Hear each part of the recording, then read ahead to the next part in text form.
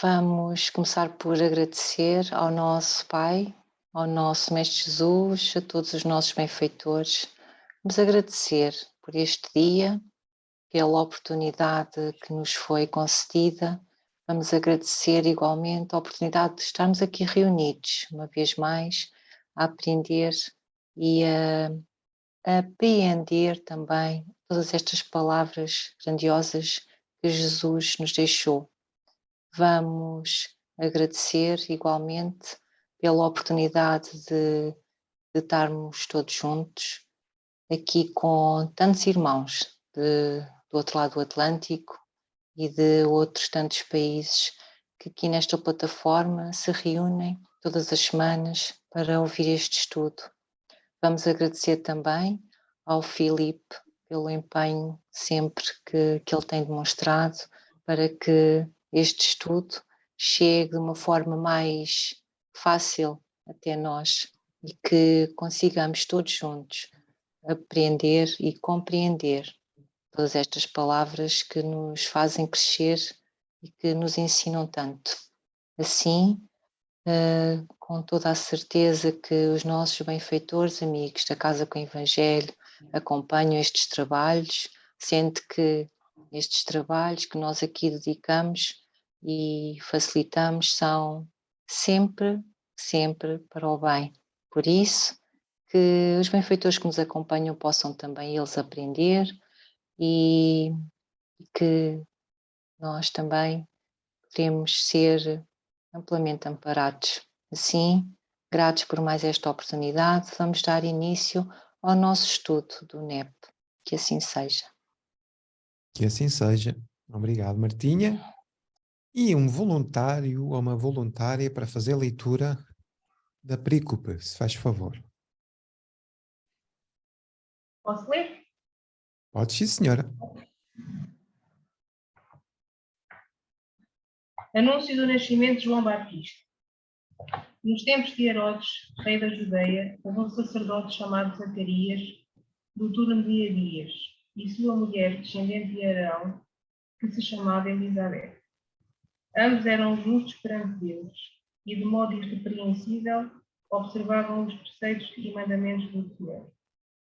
Não tinham filhos, porque Elizabeth era estéril e ambos de idade avançada. E aconteceu que, enquanto exercia o ofício de sacerdote perante Deus, na ordem do seu turno, foi sorteado, segundo o costume sacerdotal, para queimar a oferta do incenso, ao entrar no santuário do Senhor. A Assembleia do Povo, na hora da oferta do incenso, aguardava do lado de fora, orando. Apareceu-lhe então um anjo do Senhor, de pé, à direita do altar do incenso.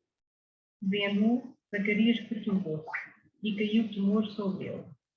Disse-lhe, porém, o anjo: Zacarias, não temas, porque a tua súplica foi ouvida, e Elizabeth, tua mulher, gerará um filho, a quem darás o nome de João.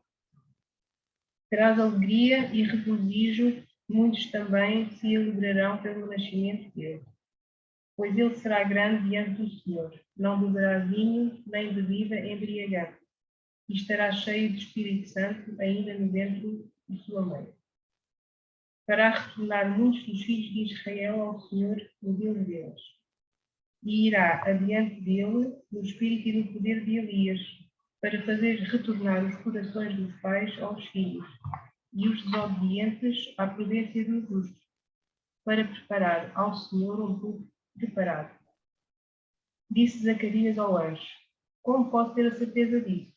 Pois estou velho e minha mulher é de idade avançada.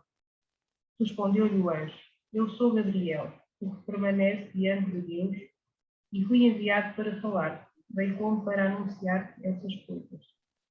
Eis que ficarás mudo e sem poder falar até o dia em que isso acontecer, porquanto não creste as minhas palavras, que se cumprirão no tempo oportuno. O povo esperava por Zacarias e admirava-se da sua demora no santuário. Quando saiu, não lhes podia falar, e compreenderam que tivera uma visão no santuário. Acenava-lhes, mas permanecia mudo. E aconteceu que, completados os dias da sua liturgia, voltou para casa. Depois daqueles dias, Elizabeth, sua mulher, concebeu e ocultou-se por 5 meses, dizendo: Assim tratou-me o Senhor, quando me contemplou para anular a minha desonra perante os homens. Muito bem. Obrigado, Alexandra. Ok, então hoje vamos tratar aqui o versículo 11 e o versículo 12 e, portanto, nós já estamos a ficar mais familiarizados com a nossa perico, com as personagens, e, portanto, estamos aqui no encadeamento. Estamos no início do Evangelho de Lucas, falámos sobre o prólogo como uma introdução e como quase uma introdução para todos nós, para nós refletirmos que, de facto, para além de estarmos a fazer uma leitura do Evangelho, há uma obra para ser construída em nós, e essa obra é construída na medida em que nós vamos ouvindo, vamos compreendendo, vamos procurando melhorar-nos, vamos refletindo, e isso é de facto o esperado do NEP, além de encontrarmos todas estas pérolas, todos estes encantos que nós vamos descobrindo a pouco e pouco, tem sobretudo esse objetivo que é a nossa transformação moral. Muito bem, então nós temos aqui várias personagens, temos Herodes, temos Elizabeth, temos Zacarias, temos aqui o anjo, né? Vimos que este casal vive um drama de querer muito ter um filho e não conseguir, né? Tem esse desejo, tem esse sonho. Por um lado, eles no que diz respeito ao comportamento são pessoas exemplares, são pessoas que cumprem os mandamentos, são pessoas irrepreensíveis, como diz aqui, observam os mandamentos do Senhor, estão dentro de um contexto religioso. Zacarias é sacerdote, Elizabeth é descendente de sacerdotes, portanto são pessoas que estão habituadas a lidar com a religiosidade, porque quem estava ligado à religião era sinónimo de poder. Portanto, Zacarias, sendo um sacerdote naquele tempo, era uma pessoa poderosa. No entanto, vivia aflito com esta situação e, portanto, via-se com esta dificuldade, com esta prova. Mas embora eles observem os mandamentos do Senhor, chegou aqui o dia em que ele estava então dentro do templo, né? E foi sorteado para, segundo o costume sacerdotal, poder queimar um incenso. Era uma coisa rara que foi de facto contemplado com essa bênção, né? Permite-lhe entrar no santuário do Senhor e é lá que avista o anjo. Este anjo aparece, portanto, e aqui já entramos aqui no versículo 11, que diz: apareceu-lhe então um anjo do Senhor de pé à direita do altar do incenso. Vendo, Zacarias perturbou-se e caiu temor sobre ele. Então, Zacarias está dentro do santuário, o que significa que, do ponto de vista espiritual, está mais introspectivo, ou seja, está mais fez viagem íntima, não é? Pode ser do campo consciencial, pode ser do campo sentimental, mas do ponto de vista de vibração espiritual, acaba por estar num local que permite a todos os níveis essa manifestação. Quero só perguntar-vos se querem adicionar aqui alguma coisa que vocês considerem relevante para a nossa contextualização. Se faz favor. Alguém quer adicionar alguma coisa? Pronto. Para que o estudo também acabe por não ficar muito maçador, com muita repetição, nós vamos fazer o seguinte: vamos fazer uma contextualização, vamos tirar assim linhas gerais para depois seguir, porque uma coisa é quando nós não conhecemos nada e precisamos também da repetição, mas à medida que vamos avançando também, depois fica de certa forma também saturante, estamos sempre a dizer o mesmo, não é? Portanto, vamos fazer esta contextualização e agora partimos já para os nossos versículos. Eu confesso que, no que diz respeito a mim, não tenho tido muito tempo para fazer o estudo aprofundado como eu gostaria. Gostaria de ter mais tempo, mas a malta tem que trabalhar, é uma chatice. Ser homem do mundo não é fácil. Mas é. Mas pronto, lá está. Mas hoje estive a ver aqui, tive aqui meia horinha antes do estudo e vi que realmente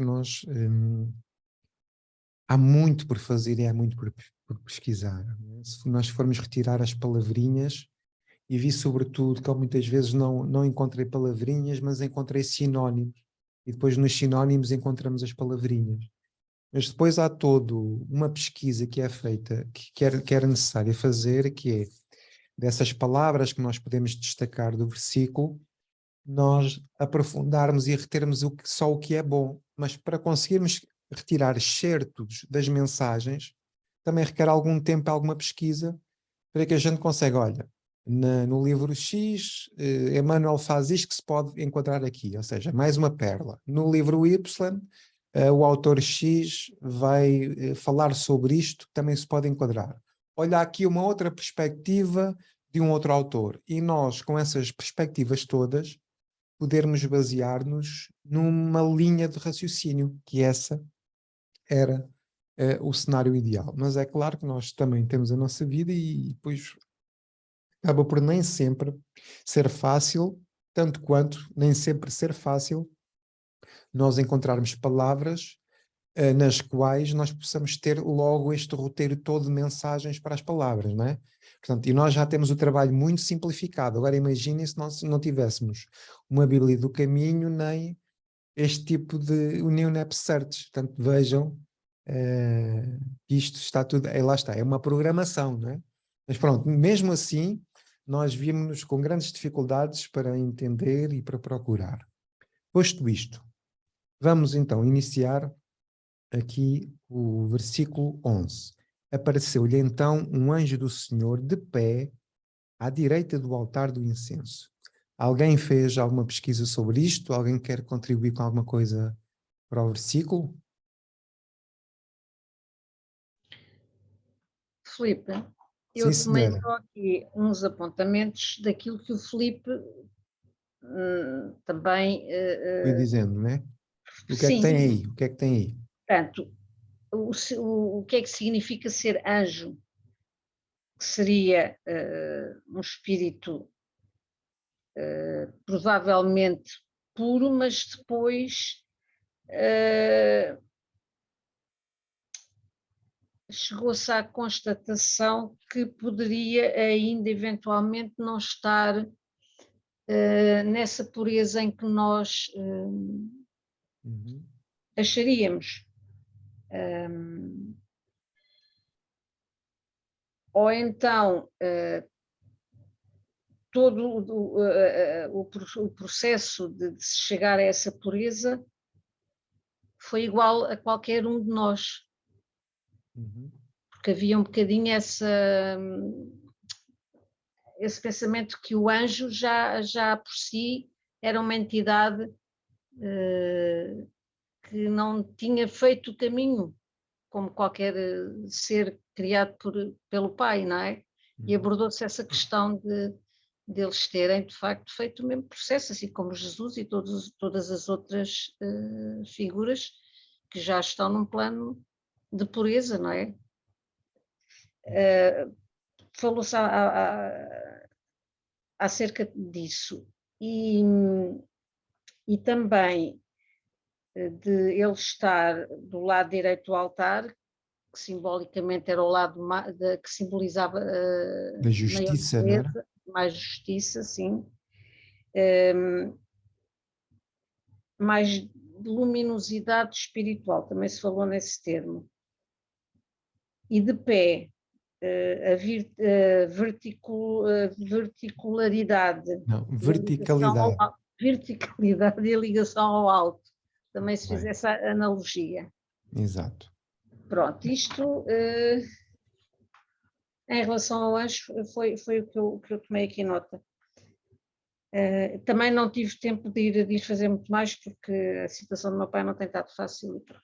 É assim, Muito todos bem. temos problemas. Sim, senhor. Márcia, a palavra é sua.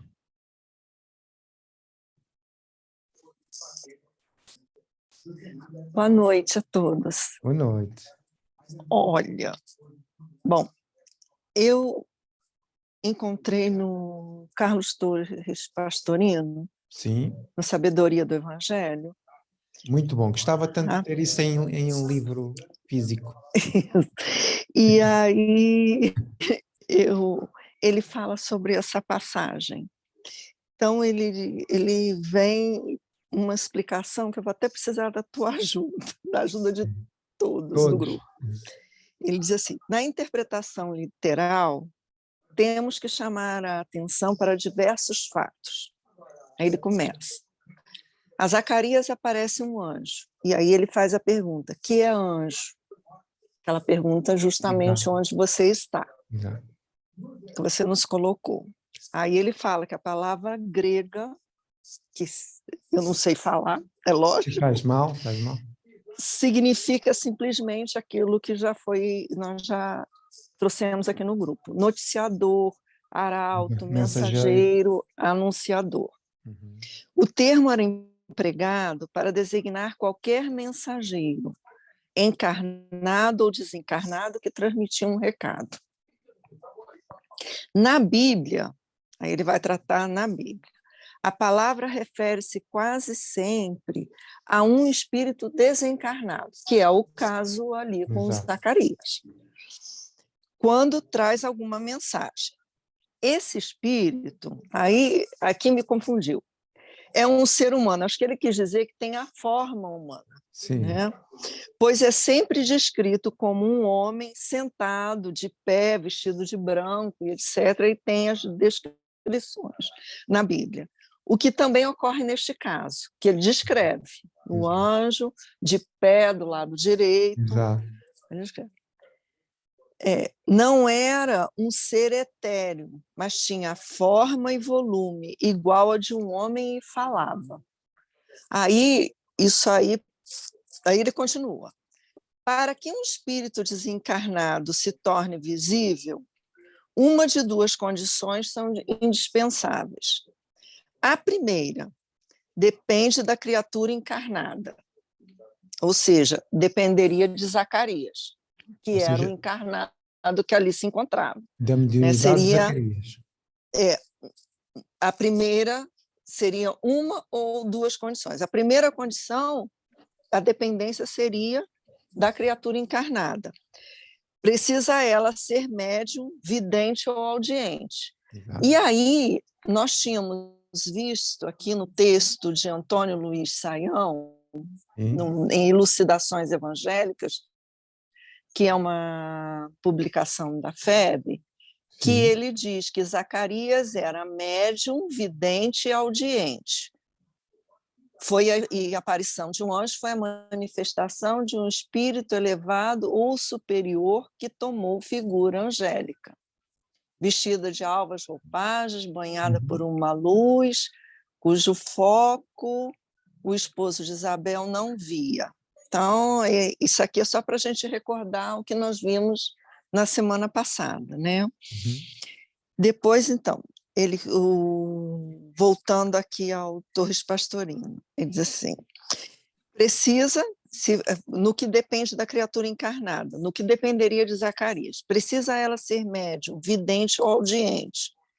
Aí ele diz o termo em hebraico, rosé, uma coisa assim, tendo também o poder de interpretar, ou seja, que significa profeta, aí, ou interpretar, ele diz assim, nabi, que significa profeta ou médium, com efeito, profeta do grego, aí ele diz o nome em grego, falar por meio de, e médium, palavra latina, que significa significa intermediário. Então, ele está dizendo, a primeira situação dependeria do Zacarias, ele ser um médium, vidente ou audiente, para poder perceber a presença do anjo e também interpretar o que ele estava dizendo.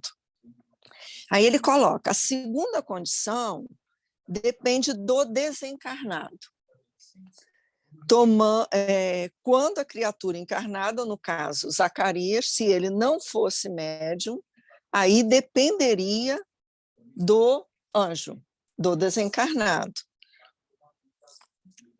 Precisa o espírito materializar-se, tomando forma fluídica para aparecer ao não vidente. Então, ele diz que uma das duas condições aconteceu ali. Ou Zacarias era médium, vidente audiente, ou, no caso de Zacarias não ser médium, vidente ou audiente, o anjo teria que materializar-se para tornar-se visível a Zacarias. Uma das provas de que o anjo que apareceu a Zacarias era um espírito desencarnado de homem é um nome que ele tem, que nós vimos aqui também no estudo passado, Gabriel, que significa homem de Deus. Aí ele segue, apareceu do lado mais nobre do altar, o direito, que ficava na direção sul, onde estava o candelabro de 7 velas, símbolo místico da luz. Então, eu não sei se ficou claro, se contribuiu com alguma coisa. Sem dúvida. Mas ele dá essas duas opções aí para nós estudarmos. Exato. Então, olha, como é que vai começar aqui o versículo 11? Vai começar com o apareceu-lhe. Se fosse, talvez, uma mediunidade de vidência, talvez o texto pudesse dizer vendo, não é? Ou percebendo, talvez fosse mais para aí. Partindo do princípio que é uma aparição, teria que ser um espírito bastante evoluído, que é, de facto, o caso.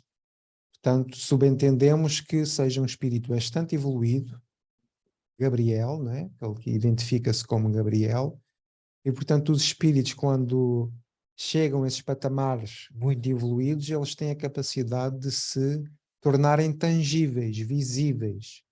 Como? Através de uma condensação perispirítica, ou seja, eles têm recursos anímicos que conseguem densificar ou conseguem eterizar o seu próprio perispírito. Talvez não seja uma situação fácil, mas também não nos podemos esquecer que ele está no Santo dos Santos, que o Zacarias é uma pessoa moralmente evoluída, e, portanto, o ambiente espiritual ali à volta também poderá potenciar essa facilidade da materialização. Alexandra, diz lá, se faz favor. Olha, aqui no Strong, apareceu-lhe, quer dizer permitir-se ser visto. Pronto. Portanto, o anjo permitiu-se. Pronto, isso já era para a mediunidade de vidência. Pronto. E pronto, era isto que eu queria dizer. Pronto, lá está. Quando a entidade se permite ser vista, também pode acontecer ele se permitir ser vista à vidência, quando há conhecimento para isso. A entidade pode permitir ser vista à vidência ou não. Portanto, desde que tenha conhecimento para isso. Há outros espíritos que os médiuns conseguem vê-los mesmo sem eles se aperceberem. Né?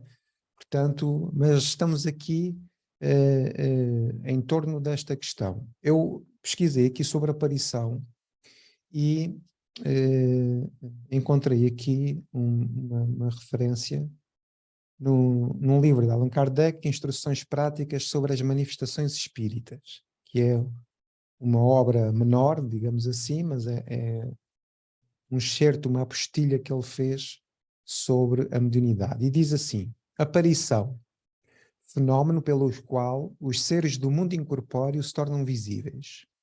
E depois tem 2 tipos de aparição: aparição etérea ou vaporosa, a que é impalpável e insustentável, pois não oferece resistência ao tato. Talvez possa ser esta a tal manifestação, ou seja, que o espírito permite ser visto no mundo espiritual, mas não pode ser tocado, não é? Aparição tangível ou estereolítica, a que é palpável e apresenta a consistência dos corpos sólidos. Ou seja, é a materialização que é palpável, que é tangível aos olhos humanos. Esta que é tangível aos olhos humanos é aquela que toda a gente consegue ver. Portanto, se o espírito se manifesta com esta forma tangível, toda a gente consegue ver. Se for esta aparição, que ele fala aqui sobre a aparição etérea, ou seja, o espírito ser visto, mas pelo mundo espiritual, então só os médiuns é que conseguiriam ver. Então, provavelmente, sabendo que provavelmente aquilo era um lugar fechado, portanto, Zacarias, numa ou noutra situação, veria o espírito, não é? Mas as pessoas que estavam, os sacerdotes que estavam noutra divisão do templo, portanto, se fossem médiuns, poderiam conseguir ver. Se fosse uma manifestação tangível, toda a gente conseguiria ver. Portanto, ficamos aqui com esta questão. Só ainda de ler aqui um pensamento que aqui está, que diz assim: a aparição difere da visão pelo facto de ocorrer em estado de vigília, afetando os órgãos visuais, quando o homem tem plena consciência das suas relações com o mundo exterior. A visão se dá no estado de sono ou êxtase, ou seja, em transe. Também ocorre na vigília por efeito de segunda vista, ou seja, eu tenho esta percepção que é eu entro em transe e começo a ter visões, ou eu estando em vigília, eu consigo ter é chamada a dupla vista, ou seja, eu consigo ver além daquilo que está a acontecer comigo. A aparição nos chega pelos olhos do corpo, produz-se no próprio lugar onde nos encontramos. A visão tem por objeto coisas ausentes ou afastadas, percebidas pela alma no estado de emancipação e quando as faculdades sensitivas se acham menos ou mais suspensas. Pronto. Sílvia.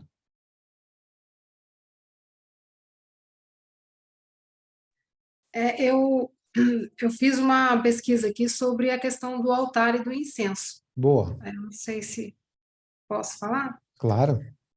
Deixa eu só colocar aqui. Se quiseres partilhar coloca... se queres partilhar alguma coisa, também podes. Tinha até uma... Peraí. Tinha até uma foto bonita aqui. Pois, O que estás a é, né? ver? Porque às vezes a gente não faz Exato. ideia. Nas nossas pesquisas, se nós encontrarmos alguma imagem, alguma página que a gente queira partilhar, é bom que a gente tenha contacto visual com as nossas pesquisas, porque ajuda a termos uma noção. Tá, eu preparo aqui e coloco, né? Sim. Ele fala assim, onde ficava esse altar do incenso, né? O Antigo Testamento menciona que o altar de incenso estava localizado no lugar santo, diante do véu, que separava o lugar santo do lugar santíssimo. Aí cita Êxodos aqui. O santo dos santos. Para que o sumo sacerdote pudesse queimar sobre ele a cada manhã e cada tarde o incenso aromático ao Senhor. E aí fala que antes de Cristo, o incenso na Bíblia aparece como uma oferta a Deus nos templos. Era utilizado como uma maneira de se conectar com o Senhor de forma direta. Era como se a queima do aromatizante elevasse aos céus os pedidos e agradecimentos de todos. Aí eu achei interessante porque é justo nesse momento que o anjo aparece para anunciar algo que era intimamente desejado e por muito tempo por Zacarias e por Isabel, né?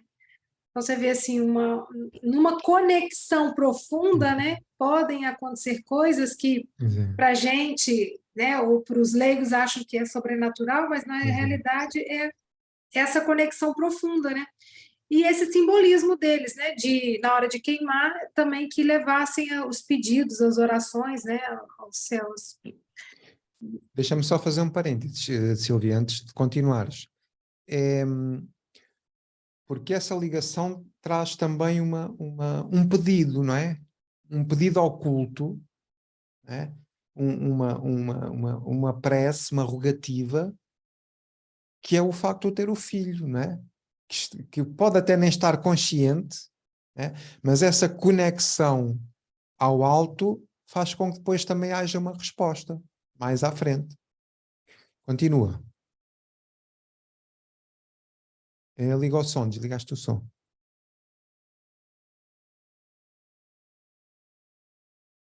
Eu vou pegar umas imagens, aí preparo aqui, Boa, aí a boa. gente compartilha a tela. Tá bem, tá bem. Vamos lá. Ok. Alguém quer avançar com alguma coisa, alguma ideia? Pronto. Então, passamos à frente e apareceu-lhe então um anjo do Senhor. Pronto. Agora vamos aqui trabalhar com a palavra anjo. Se anjo é mensageiro, que mensagem que vocês acham que o anjo está a dar? Vamos refletir um bocadinho sobre isto. Qual é a mensagem que o anjo... aliás, quais são as mensagens que a gente pode deduzir nesta aparição a Zacarias?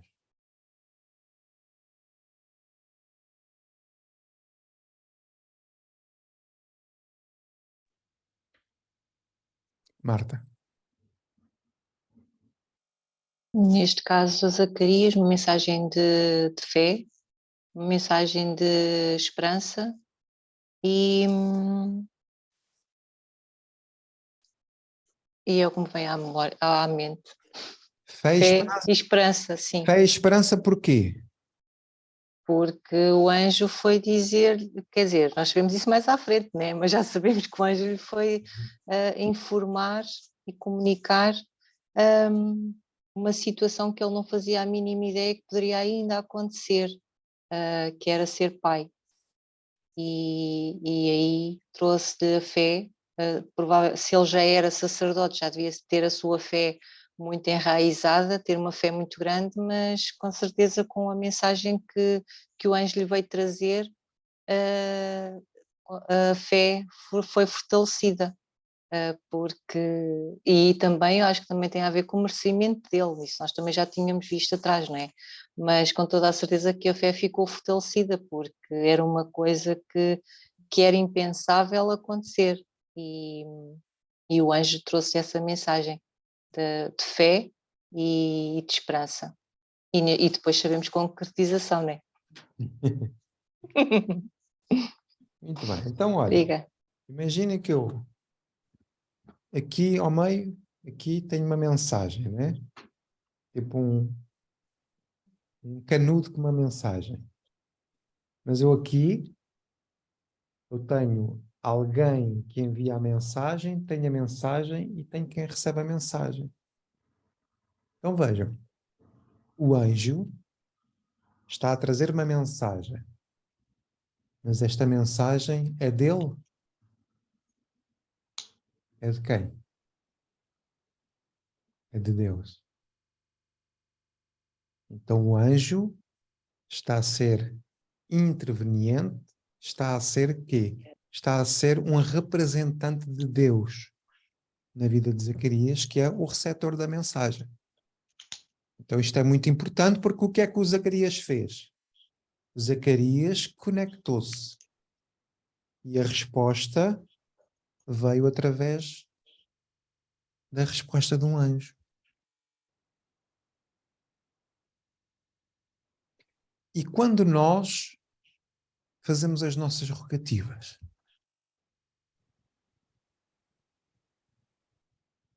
como é que será que vêm as mensagens? Talvez a gente não nos apareçam anjos, não é? Ou talvez apareçam, mas a gente não os identifica. É porque às vezes os anjos não têm asas. Têm pernas e cabeças e braços como nós. Então às vezes Deus se manifesta através de anjos disfarçados, não é? São, na verdade, algumas pessoas que nos vão aparecendo na vida em determinadas circunstâncias que acabam por nos trazer o quê? Respostas às nossas rogativas. Mas para isso é necessário esta conexão com o alto. Esta ligação ao alto. Porque como é que diz a música do Tim e da Vanessa? O pai não dá pedra ao filho que pede pão. Ok. Então, posto isto, Sílvia, diz lá.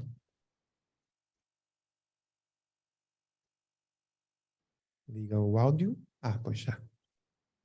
Melhor ainda. Ia pá, espetáculo. Olha que bonito esse Pois altar, é. né? E tem vários símbolos aqui, né? Esse aqui também, Espetáculo. esse Pois. candelabro aqui tem, né? E aqui, ó, peraí, deixa eu passar aqui. Aqui, ó, aqui mostra né, a nuvem de fumaça aqui do incenso, né? Exato. Sendo usado no altar. E aqui, mais aqui na direita, É a Arca da Aliança. isso. Que é Achei onde essa, estão escritas as tábuas da lei. achei essa imagem aqui bem bonita. Pois, estás a ver ali a arca com as tábuas. É.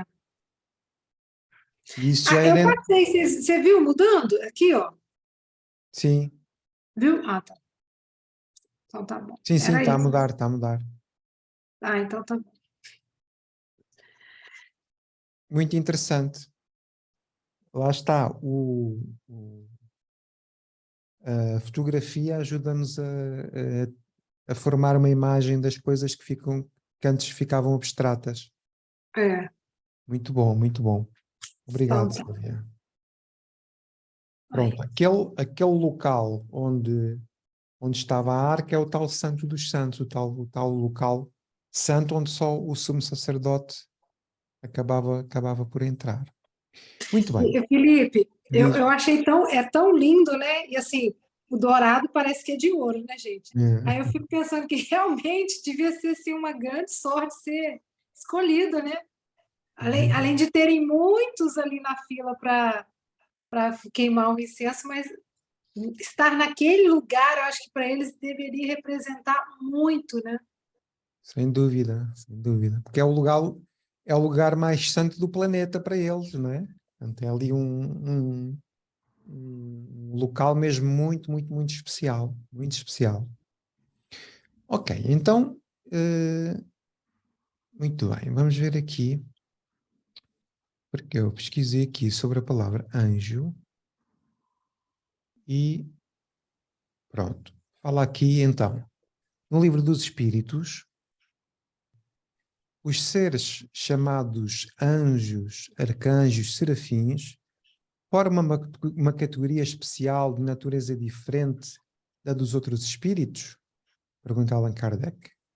E os espíritos respondem, não, são os espíritos puros, os que se acham no mais alto grau da escala e reúnem todas as perfeições. Então os espíritos respondem a Kardec que os anjos e os arcanjos são espíritos puros que já atingiram todas as perfeições, ou seja, já não estão sujeitos ao processo da reencarnação. E é por causa disso que eles conseguem fazer tangíveis e conseguem manipular tão bem os fluidos para se conseguirem fazer visíveis. Pois está aqui uma notazinha que diz: a palavra anjo desperta geralmente a ideia de perfeição moral. Entretanto, ela se aplica muitas vezes à designação de todos os seres, bons e maus, que estão fora da humanidade. Diz-se anjo bom e anjo mau, o anjo de luz, o anjo das trevas. Neste caso, o termo é sinónimo de espírito ou de gênio. Tornámo-lo aqui na sua melhor acessão. Portanto, quando se fala em anjo, está-se a falar de uma alma elevada.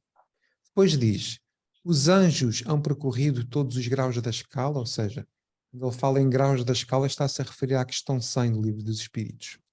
Percorreram todos os graus, mas do modo que havemos dito. Uns aceitam sem murmurar suas missões. Chegaram depressa, outros gastaram mais ou menos tempo para chegar à perfeição. Pronto, isto é da jornada evolutiva dos próprios anjos, tal como nós, uns caminham mais depressa, outros mais devagar. Entretanto, o anjo fala sobre a sua identidade. Portanto, estamos a falar do anjo Gabriel, que significa, como a Márcia disse, homem de Deus ou varão de Deus. Diz assim uma nota sobre o nome Gabriel. Um anjo de alta condição, portanto vem aqui corroborar a ideia de ser um espírito puro, enviado para interpretar uma visão ao profeta Daniel. Portanto, houve um anjo, Gabriel, que no Velho Testamento se veio manifestar-se ao profeta Daniel. Não sabemos se é o mesmo, se não, mas pelo menos com a mesma identidade acaba por ser. Depois, de outra vez, foi encarregado de visitar o profeta e dar-lhe habilidade e entendimento para interpretar a profecia das 70 semanas. Portanto, também aqui outra referência à manifestação do anjo Gabriel. Muito tempo depois, ele foi a Jerusalém. Pronto, vemos aqui que este tema, portanto, fala sobre duas manifestações deste mesmo anjo no Velho Testamento e agora já no Novo Testamento. O que significa que se este anjo, reparem uma coisa, se este anjo vem trabalhar com os profetas há tantos mil anos atrás e depois se vem manifestar no Novo Testamento, isto significa que há aqui a tal programação, desde a formação da Terra até à vinda da primeira revelação, até à vinda dos profetas e até à vinda do nascimento do Cristo, tudo isto está preparado. E estes seres angélicos, que são, a certa altura, ministros de Deus, ajudam para que isto se concretize. Porque reparem numa coisa, os próprios profetas são inspirados pelo próprio Cristo. Os profetas do Velho Testamento que iriam anunciar a sua vinda são inspirados por estes tipos de espíritos benfeitores. Para quê? Para que quando o Cristo viesse,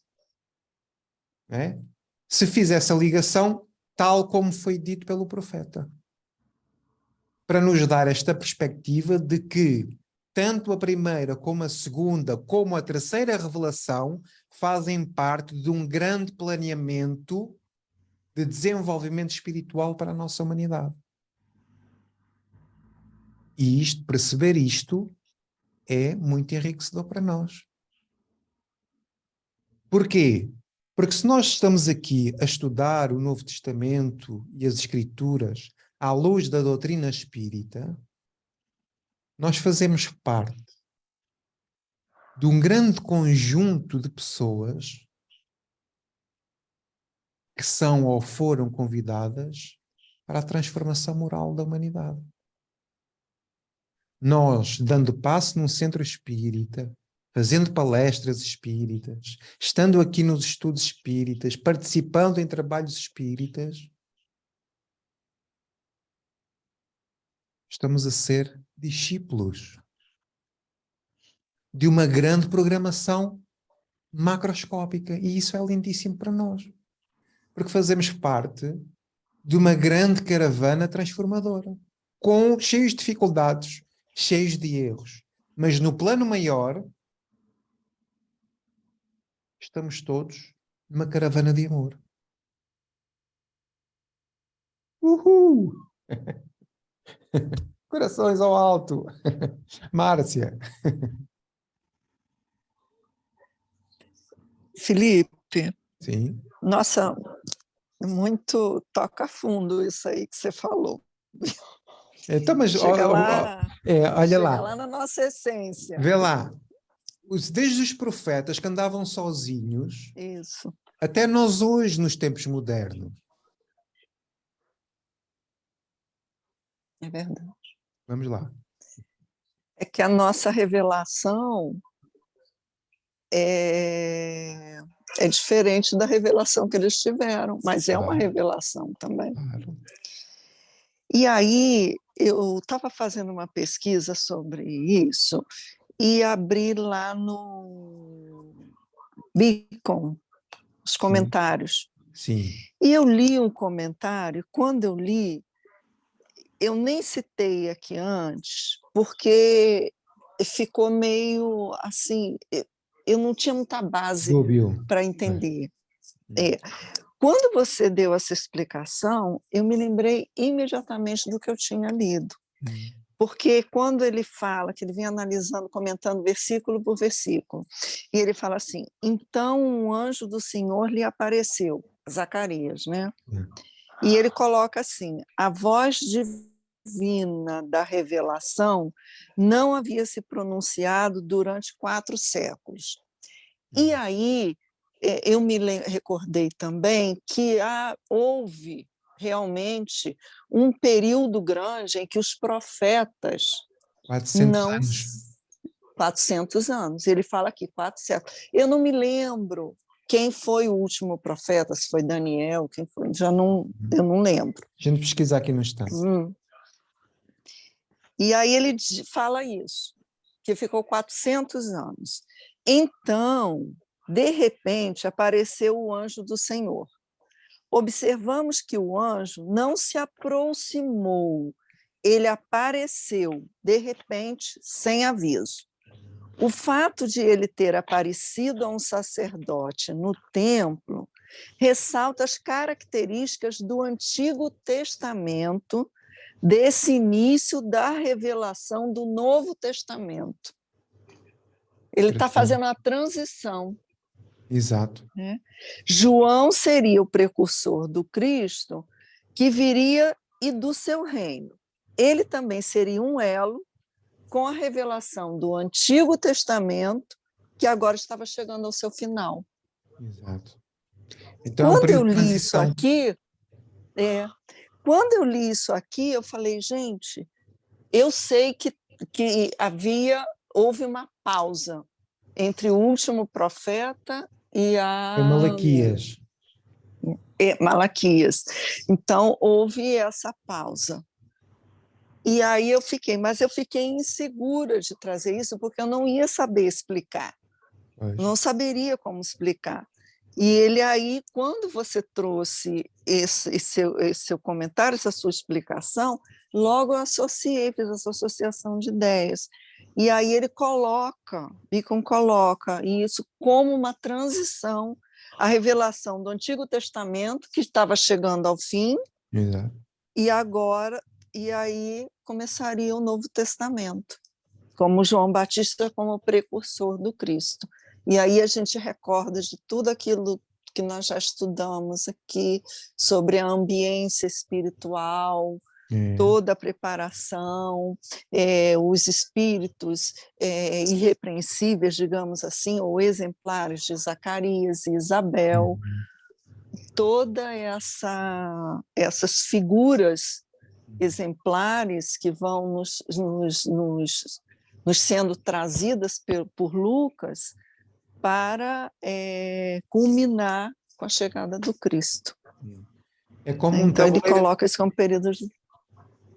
Desculpa, era só isso. É como se fosse um tabuleiro de xadrez onde todas as peças são colocadas estrategicamente para atingir um objetivo.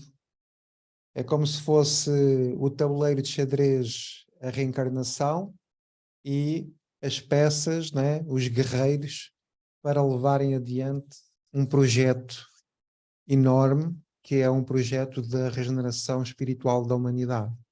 Então é muito lindo nós percebermos isto e sabermos isto, que desde o início tudo estava harmoniosamente preparado.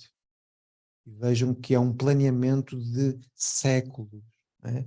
E esta transição que tu falavas, Márcia, entre o último profeta Malaquias e a chegada de João Batista, porque a ânsia daquele povo de receber o Messias era tão grande, tão grande, tão grande, que eles confundiram o próprio João Batista com o Messias. E depois ele diz, não, vem um maior do que eu. E é preciso que eu me diminua para que ele seja elevado. Fernandinha Malva, se faz favor. Olá, boa noite. É só para dar ênfase a tudo o que já foi dito, que a Márcia disse tudo o que eu tinha para dizer, porque eu pesquisei exatamente a mesma coisa, incluindo este último comentário que ela leu, que eu tinha aqui. Mas acrescento só mais uma coisinha de nada, que também foi um dos comentários que eu também pesquisei, e que tem a ver com a direita do altar do incenso. Boa.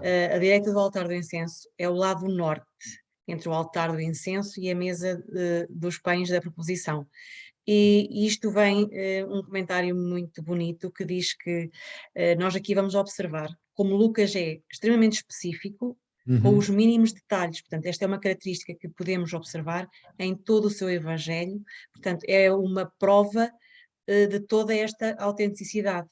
Portanto, Pois. só para concluir exatamente tudo o que já foi dito, pronto, para realmente isto tinha um planeamento, isto tinha um propósito grandioso, tão grandioso que chegou até agora, até aos nossos dias, e continuará com toda a certeza, mas para nós percebermos que Lucas foi mesmo ao mínimo pormenor,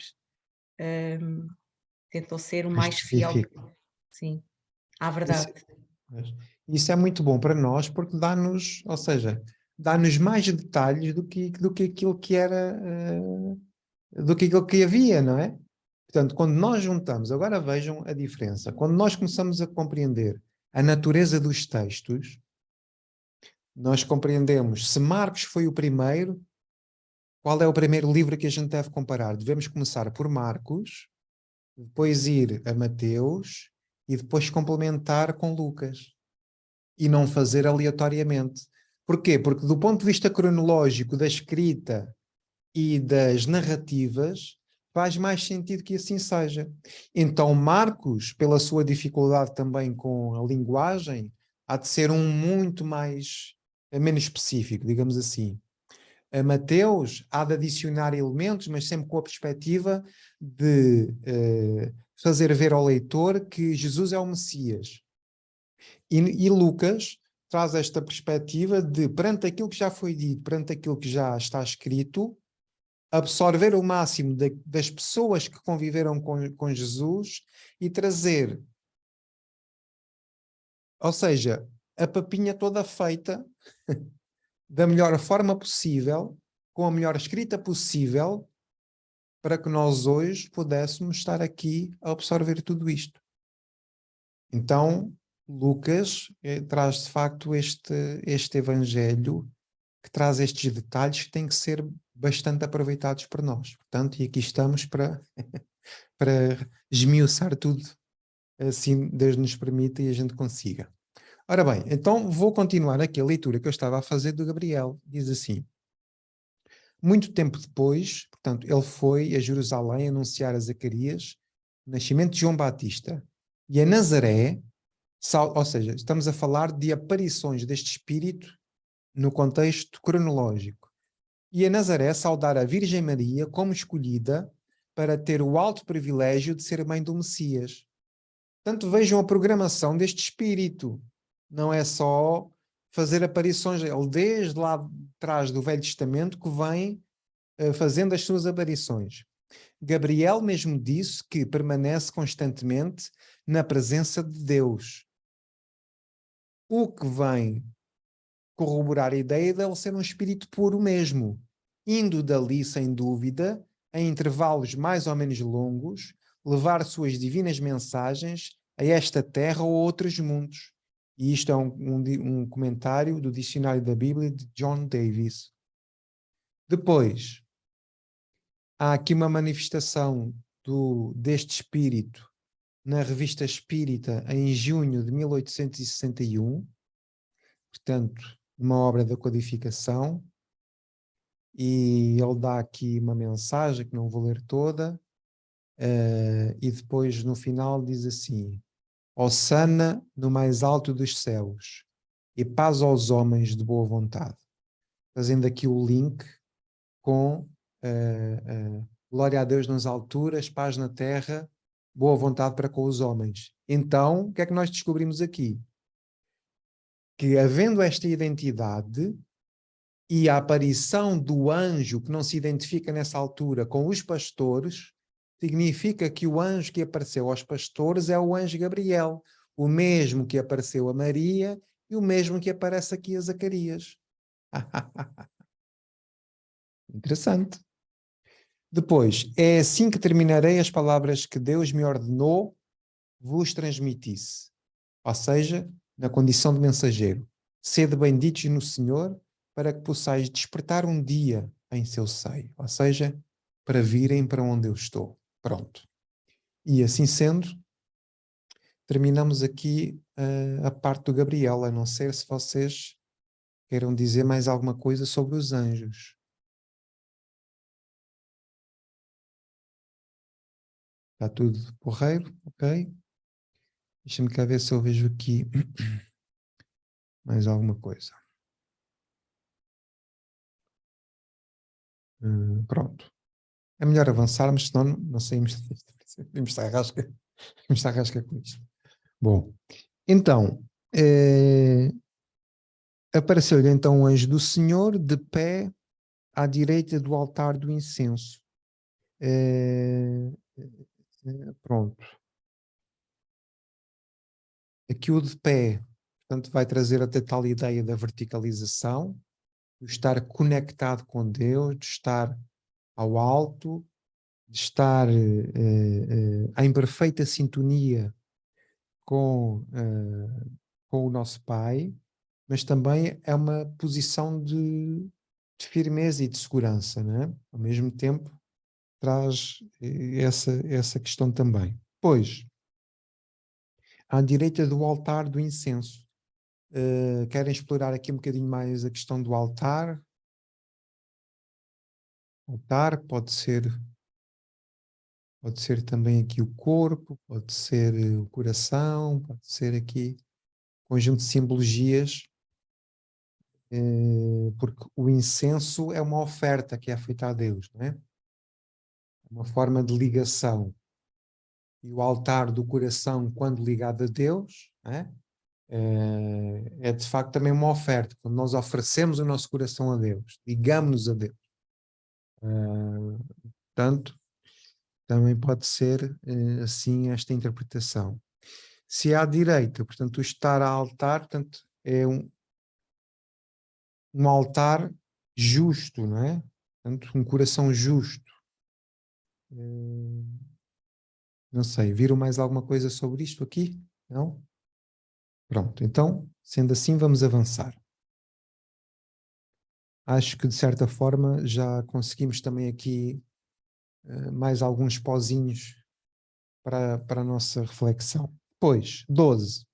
Vendo, Zacarias perturbou-se e caiu temor sobre ele. Vendo a quem? Ao anjo, né? Vendo ao anjo. Ora, eu tenho aqui, deixa-me ver aqui. Por exemplo, este foi um exemplo de que eu fui pesquisar sobre ver e não encontrei nada.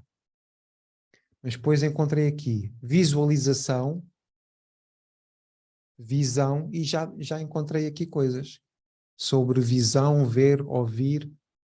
Alguém viu alguma coisa sobre isto? Vendo? Alexandra, viste? Tu vistes?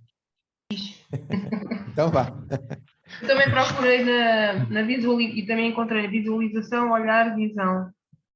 E depois há aqui uma, que era a número 11, dizia assim: se nos situarmos no ângulo da verdade e do amor, enxergaremos as pessoas, não conforme os nossos pontos de vista, e sim na forma em que o Senhor as vê. Roguemos ao doador de todas as bênçãos, nos ilumine o olhar e o pensamento, a fim de que possamos ver e compreender para servir. Agora, ver as pessoas como o Senhor as vê é muito complicado. Claro. Para nós ainda, não é? Muito bem. mas gostei desta parte. É porque nós podemos estar a olhar, mas não estarmos a ver. É? E também dizia que a visão não é exclusivamente dos olhos. Claro. É tal visão espiritual, não é?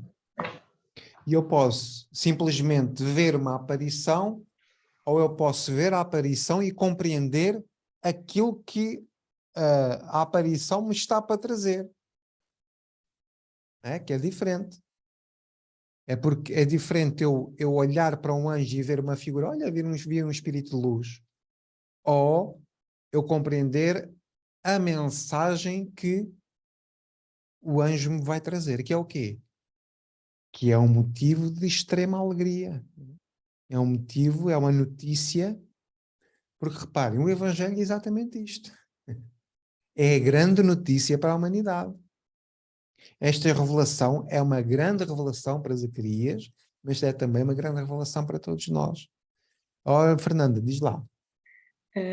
Olha, eu estava aqui a ver, exatamente, Sim. no Strong, e diz que ver é perceber com os olhos, é perceber com alguns sentidos, é notar, discernir, descobrir, e diz ainda que ver pode ser voltar os olhos, a mente, a atenção a algo.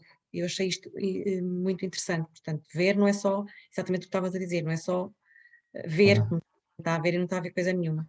Portanto, é voltar os olhos, a mente, a atenção a algo. Neste caso, era aquilo que estava a acontecer. Pronto. E era só. Muito bem. Então, olha, é assim, isto é uma loucura, porque eu estou a encontrar aqui estou a encontrar aqui uma lição do Emmanuel que vai nos abrir aqui isto é para a gente ver o quê? Quando a gente encontrar as palavras com correspondência aos versículos, nós vamos ter que esmiuçar isto, que é para a gente poder ir, porque senão nós é que estamos a contribuir para a explicação nossa do Evangelho. Compreendem? Nós temos que ir buscar informação a Emmanuel, ao mundo espiritual, para a nossa compreensão. E não fazermos o contrário. Nós, com as nossas contextualizações, dizermos daquilo que achamos. Estão a ver onde eu quero chegar? Porque é nestas, por isso é que isto está oculto e por isso é que isto não é fácil da gente, às vezes, esmiuçar. Porque requer esta pesquisa. Agora vejam bem esta lição. A visão não é exclusivamente dos olhos. E agora enumera vários tipos de visão. Refletir é ver com a consciência. Olha aqui. Imaginar é ver com o sentimento. Calcular é ver com o raciocínio. Recordar é ver com a memória. É interessante, não é? Refletir é ver com a consciência. Imaginar é ver com o sentimento. Calcular é ver com o raciocínio. E recordar é ver com a memória. Depois diz, por isso mesmo, a visão é propriedade vasta e complexa do espírito que se amplia e se enriquece constantemente à medida que poderes e emoções se nos desenvolvem e aperfeiçoam. Então, à medida que nós vamos evoluindo espiritual, a capacidade que a gente tem de ver fica muito mais ampliada. Porque ao mesmo tempo em que a gente olha, a gente reflete, imagina, calcula e recorda. É a tal visão 360, que a gente estuda nas propriedades do perispírito. Temos assim uma visão 360. Imagina o que é que nós termos uma percepção 360. Que é isso que acontece quando os espíritos... Oh, Nica, eu já lhe passo a palavra, está bem? Só um momento. Depois diz assim, quem deseja realizar aquisições psíquicas de clarividência com proveito nos celeiros da vida, ilumina o próprio coração, a fim de que o entendimento, em se exteriorizando através dos nossos sentidos, nos regenere o mundo interior, reajustando-nos o idealismo equilibrando-nos os desejos na direção do bem infinito. Quem procura o lado melhor dos acontecimentos, a parte mais nobre das pessoas e a expressão mais útil das coisas, está conquistando preciosos acréscimos da visão espiritual. Quando vês o lado bom das pessoas, consegues aumentar a tua visão espiritual. Enquanto nos confiamos às paixões perturbadoras, tateando nas trevas do egoísmo ou do ódio, varando o gelo da indiferença, atravessando o incêndio da incompreensão e do desvario, ou vencendo os pântanos do desregramento e da intemperança, não poderemos senão ver superficialmente nos problemas inquietantes e dolorosos que à Terra se ajustam. Façamos luz no espírito e conseguiremos descobrir os horizontes da própria imortalidade. Todos enxergam alguma coisa na vida comum, entretanto, raros sabem ver.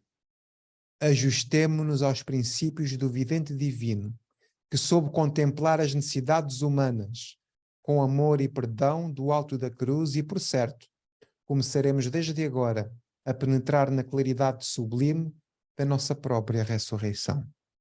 Ia, que mensagem tão bonita. Então, imaginem o Cristo a ver, né? Imaginem a percepção do Cristo. Imaginem a capacidade de ver a profundidade que Cristo tem de ver. É uma loucura. Nica Maria, faz favor. Eu baixei a mão porque ia-me repetir em relação àquilo que a Fernanda estava a dizer, porque eu Não tinha faz mal. visão, a capacidade de entender a ligação da imagem com a mensagem. Que no fundo depois a Fernanda esmiuçou isso e eu estou um bocadinho a dormir em pé, depois é que vi que estava com a coisa no ar e que ia repetir aquilo que já tinha sido dito. Foi só por isso que eu baixei. Pronto, então, vendo, quando Zacarias vê o anjo, viu com os olhos biológicos, viu com os olhos do coração, viu com os olhos espirituais. Como é que será que ele o viu? É interessante perceber isto. Talvez tenha provocado, penso eu, não é? Quer dizer, ele mais à frente vai dizer que teve temor, foi impactante, não é? Gerou ali uma emoção grande. Mas, como é que será? Portanto, talvez com os olhos da espiritualidade, não é? Talvez com os olhos do espírito. Alguém quer dizer alguma coisa sobre isto? Sobre a visão, o ver? Pronto, há vários tipos de visão, ficamos com esta ideia, né? Diga, Nica. Filipe, já agora desculpe lá, eu fui ver aqui ao livro o AZ do Espiritismo da FEP, Sim. e depois diz aqui, visão. No espírito, a faculdade de ver é uma propriedade inerente à sua natureza, que reside em todo o seu ser, como a luz reside em todas as partes de um corpo luminoso. É uma espécie de lucidez universal, que se estende a tudo e que abrange simultaneamente o espaço, os tempos e as coisas. Lucidez para a qual não há trevas nem obstáculos materiais. No espírito, como a faculdade de ver constitui um atributo seu, abstração feita de qualquer agente exterior, a visão independente da luz. Portanto, é uma pureza de percepção e de capacidade de entendimento que nos transcende completamente. Não vale a pena querermos entender o incompreensível para nós, não é? Muito bem, então sigamos adiante. E ele falou aqui sobre, portanto, vendo, Zacarias perturbou-se, ficou perturbado, coitadinho do Zacarias. Apanhou um susto destes, né? De repente aparece ali um anjo cheio de luz, uma pessoa fica aqui completamente desorientada. Viram alguma coisa sobre isto? Ok. A única coisa que eu entendi daquilo que li é exatamente o que tu acabaste de dizer, que assim, perante uma circunstância totalmente incomum, Exato. A reação, não é? é a reação inata a uma situação, pronto, que efetivamente ele não pressupomos que não estaria habituado, porque para ficar perturbado era algo que não lhe era comum no dia a dia acontecer, não é? Ele ter este tipo de Claro. visão. Então, olha, destaquei aqui uma mensagem, achei logo graça ao texto, mas antes disso vou dar a palavra aqui à Alexandra. Eu vi aqui uma parte que dizia para e pensa, em relação à perturbação. Diz lá que era mesmo aí que eu estava. Ah, é? Quem diz? Mas está há outras, há mais. É assim, se a perturbação por ventania gritante ruja à porta, não te entregues aos pensamentos desordenados, que aflições e temores te surgiram à alma. Para e pensa. Pacificação e reajuste são recursos de retorno à tranquilidade e à estrada certa. Entretanto, recuperação e paz em nós reclamam reconhecimento do dever cumprido. E se desatines dessa ou daquela procedência que visitam a alma, entra em ti mesmo e acenda a luz da prece, reexaminando atitudes e reconsiderando problemas, entendendo que a renovação somente será verdadeira, renovação para o bem, não à custa de compressões exteriores, mas se projetarmos ao piar da vida o fio do próprio pensamento, intimamente reajustado e emendado por nós. Isto é um bocadinho complicado, não é? Não, esta última parte não percebi muito bem, mas esta parte do par e pensa e fazer a prece Ou seja, isso é o que devemos fazer perante as nossas perante perturbações. as nossas, Não é? sim, perante as perturbações, exato. Porque nós, em muitas situações da vida, também ficamos bastante perturbados, não é? Exato. Às vezes ficamos inquietos, ficamos enervados, ficamos irados, não é? Vem as nossas esferas interiores, vem logo ao de cima. Ou parar e pensar, ou então encher a boca d'água e... Exato, a aguinha da paz, não é? Diz aqui outra reflexão sobre aqui a perturbação. A lição é: não te perturbes. O Emmanuel faz aqui várias alusões.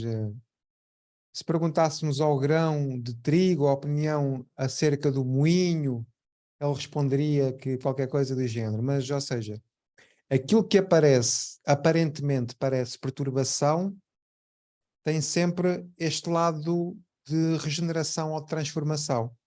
Então ele termina a lição dizendo assim: não te perturbes, pois, diante da luta e observa. O que te parece derrota, muitas vezes é vitória. E o que se te afigura em favor da tua morte é contribuição para o teu engrandecimento na vida eterna. E esta, hein? Como diria Fernando Peça.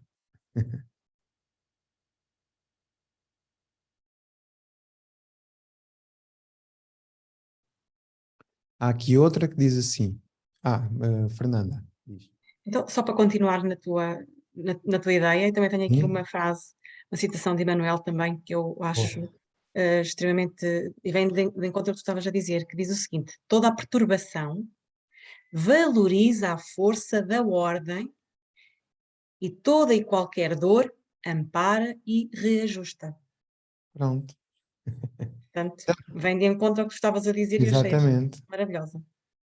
E isso acontece com Zacarias. Exatamente.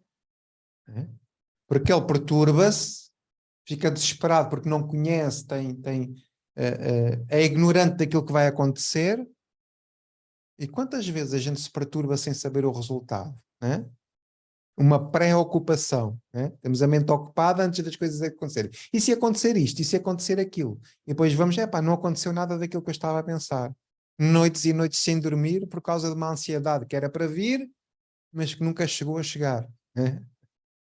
Para e pensa, Filipe Miguel. Né? Para e pensa. Observa se isso faz sentido. Mas não. Diz, Alexandra. Olha, é só aqui uma frase, porque a paciência anda atrás de mim. Em tudo o que eu leio sai-me paciência. A minha é impaciência. Mas diz aqui que em relação à perturbação, a melhor medida, segundo o Emmanuel, que é, para toda a perturbação, a paciência é a melhor medida. Tenha, porém, a paciência a sua obra perfeita, para que sejais perfeitos e completos, sem faltarem coisa alguma. Pronto. Pronto, é a mesma coisa. Categoria. Muito bem. Então, a perturbação, ele vê com os olhos do espírito ou com os olhos do coração, perturba-se e caiu temor sobre ele. Caiu temor. Que o temor acaba por ser um sinónimo de medo, não é? De medo. Ficou com medinho Zacarias. Medo. O medo, por vezes, é paralisante, não é? Às vezes há pessoas que entram em pânico com medo. Nós também. Às vezes as pessoas ficam paralisadas com medo de fazer o que quer que seja, não é? E ele, neste caso, ficou com medo. Muito bem, então... Filipe, peço desculpa, também há aqui um sinónimo que é ato ou efeito de perturbar, portanto, quando o anjo aparece, há ali uma maneira de olhar aquela ação como um ato perturbador, de alguma forma, porque invade, de ver digamos, o pior, não é? Pois, invade um bocadinho, digamos, aquele recato daquele sítio hipoteticamente santificado e intocável, não é? Teria, ele estaria à espera que ali nada pudesse acontecer. Estaria num sítio de proteção total, não é? Sim, E sim. ao acontecer aquilo, é quase como nós ficarmos sem chão, não é? A pessoa fica sem perceber o porquê daquilo acontecer num sítio onde hipoteticamente era impossível, por ser, digamos, o santo dos santos, não é? Era uma proteção total que ele teria à sua volta para poder fazer essa ligação ao alto. E então haver aquela invasão, digamos, daquele momento era uma coisa perturbadora, não é? Assustadora, incompreensível. Porque não era hábito, não é? Era hábito Pois, haver aquilo deve ter assim, sido fenómenos realmente mediúnicos, não é? um choque, a pessoa naquele espaço ser surpreendida de alguma forma por aquela situação. Pronto. Até porque depois como é que ele ia explicar, não é? Às outras pessoas aquilo que tinha acontecido, não é? Também não é fácil. Então, o Zacarias pirou de vez, não é? Já foste. Ok, então vamos trabalhar aqui com o temor. Com o temor, e há aqui uma correspondência na Biblioteca do Caminho. Aliás, tem aqui montes e montes de coisas sobre temor. Não, estou aqui em petição interrogativa. Ora, petição, medo. Filipe, se quiseres ver aí, eu achei muito este um aqui muito bom. Então lê tu, estás-me a dizer a mim para ler para aqui. Lê tu? Porque tu é que és o professor. Não sou professor, sou colega. Setor. Diga lá, setora. Você é que tem óculos, é setora. Isto é um bocadinho longo, por isso é que eu estava a dizer para tu ver. Olha, sabes porquê? Porque isto é muito interessante para todos, porque isto tem a ver com uma reunião onde o Chico Xavier estava, sim, em que eles estavam desanimados nessa reunião, em que estavam a meter em causa várias coisas, porque é que existem estas doenças, porque é que as pessoas sofrem, porque é que, pronto, muitas a meterem muitas dúvidas. E, entretanto, eles começa a reunião, abre o Evangelho segundo o Espiritismo e sai o item 3 e 4 do capítulo 25. E o que é que este capítulo tem a ver com... Se Deus tem a ver com o trabalho. Portanto, se Deus houvesse isentado do trabalho do corpo o homem, seus membros se teriam atrofiado. Se o houvesse isentado do trabalho da inteligência, o seu espírito teria permanecido na infância, no estado do instinto animal. Por isso é que lhe fez do trabalho uma necessidade e lhe disse: procura e acharás, trabalha, produzirás. Dessa maneira serás filho das tuas obras, terás delas o mérito e serás recompensado de acordo com o que hajas feito. No fim deles lerem esta passagem, manifesta-se o André Luís. E manifesta-se André Luís e diz, e depois esta parte aqui é um bocadinho mais comprida, que diz: não tema, creia somente, diz o Senhor. E quando ele diz o Senhor, também tem aqui uma referência que tem a ver quando Jesus tem ouvido, com esta passagem, Jesus tendo ouvido o que eles falavam, disse ao príncipe da sinagoga: não temas, crê somente. Depois, André Luís continua: creia na harmonia, na justiça, na verdade, no bem, somos livres sob a proteção das leis vigilantes, Deus não se ausenta, por isso quanto nos acontece é sempre o melhor do que nos mostremos capazes de receber, portanto, o que é sempre o melhor para nós, apesar de nós não, às vezes, acharmos que não, né? Em muitas ocasiões, a enfermidade inesperada no corpo é apoio antecipado às necessidades da alma. Às vezes, adoecer é mesmo necessário, né? Para as necessidades da alma. A afeição que nos deixa é a amputação do mundo afetivo. Pronto. Para não estar a ler tudo, e depois há uma última parte que eu achei muito interessante, também é um bocadinho grande, mas se quiserem ler depois, que é do irmão Saulo, na última parte em que eu achei muito interessante, porque ele diz: as respostas às dúvidas, portanto, formuladas pelos visitantes de Chico Xavier, foram dadas por André Luís, que, por sinal, revestiu de novas palavras a nova forma de expressão, os ensinos espíritas sobre a finalidade da vida humana na Terra. Ou seja, os espíritos do Senhor são bons professores e não se cansam de repetir as lições para os alunos desatentos,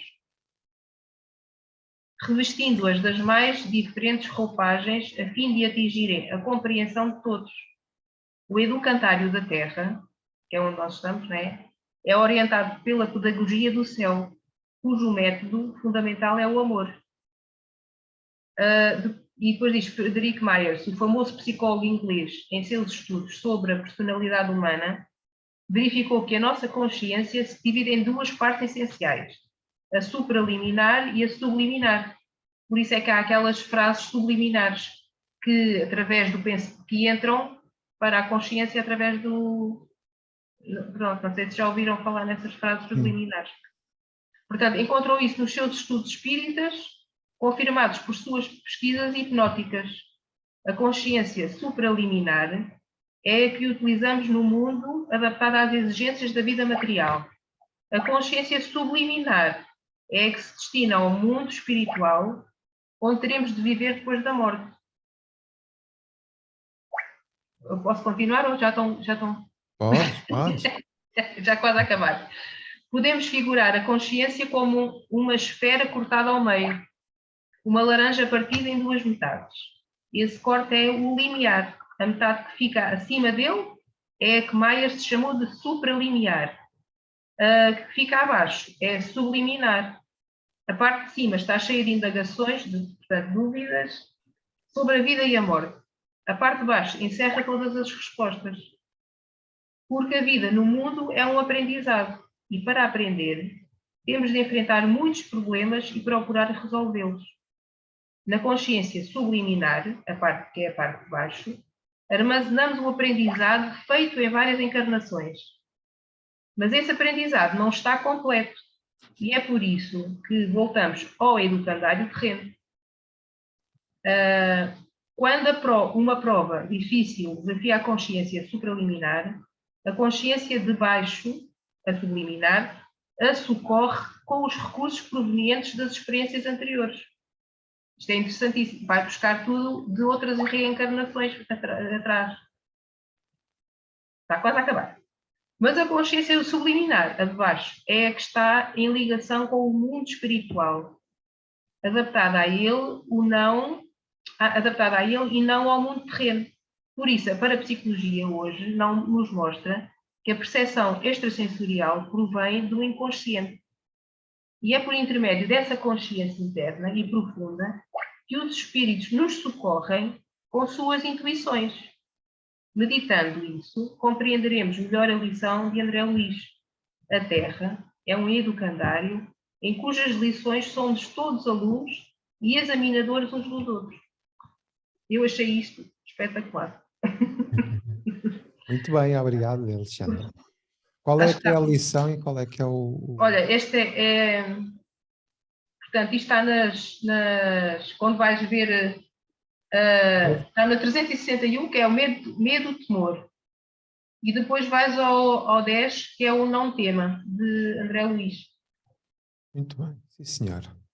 Achei muito Enquanto bonito. estavas a falar, eu vi-me aqui várias ideias à cabeça. Para já, quando Jesus fala para Pedro, não temas, a partir de hoje vais ser pescador de homens, não é?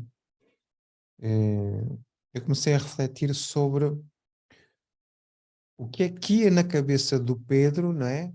De Simão Pedro, e aquilo que seria o seu futuro. É porque ele não sabe nada do seu futuro, naquela altura. Ele não sabe se vai negar Jesus, não sabe se vai dirigir a casa do caminho, não sabe nada dessas coisas naquela altura. Ele fica com medo. E o mestre diz-lhe, então, não temas. Porquê? Porque tudo aquilo que está na base do amor tende a prosperar. Mas para que haja prosperação, né? Isto existe, esta palavra, prosperação? Não, bem não. Prosperamento, não. Prosperidade. Prosperidade. Ia lá. Isto é um dialeto que eu tenho comigo. Prosperidade, há um processo para a prosperidade. Por exemplo, eu quando comecei o trabalho de manhã do Evangelho por Emmanuel, vocês imaginam, não é? O temor para uma aventura destas. Fazer palestras todos os dias, sem saber aquilo que vou dizer, sem ter percepção das coisas, mas tinha comigo uma vontade muito grande de aprender e de partilhar. E à medida que se foi fazendo, não é? A coisa foi andando, e muitas vezes, quando olho para aquilo que ainda há para fazer, né? Será que eu vou conseguir? Será que as coisas não vão mudar? Será que eu vou manter-me a prosperar, não é? No início dos Evangelhos com Amor, bom, e agora temos todos os dias, mas será que eu vou conseguir? Não vou conseguir estar aqui todos os dias, como é que isto vai ser? É? O que é certo é que a coisa nunca parou. No NEP, né, nós também nos metemos nesta aventura, sem saber absolutamente nada, como é que havia de fazer, como é que podíamos... E a pouco, já passámos por estudos um pouco mais difíceis, em que temos a sensação, ou pelo menos ou estamos a aprender pouco, ou podíamos explorar um bocadinho mais, ou não houve tempo. Mas eu chego à conclusão que tudo isso faz parte de um processo. E essas aparentes pequenas derrotas, ou aparentes pequenas coisas que se repetem, que às vezes até sentimos, de certa forma, uma frustração, porque acaba por ser sempre, de certa forma, o mesmo. Isso tudo faz parte também de uma própria aprendizagem nossa. Porquê? Porque se nós conseguirmos perseverar perante todas estas adversidades, as revelações vêm. E a misericórdia de Deus vem. E agora vamos pensar assim. Imaginem que tudo seria fácil. Imaginem que tudo era perfeito.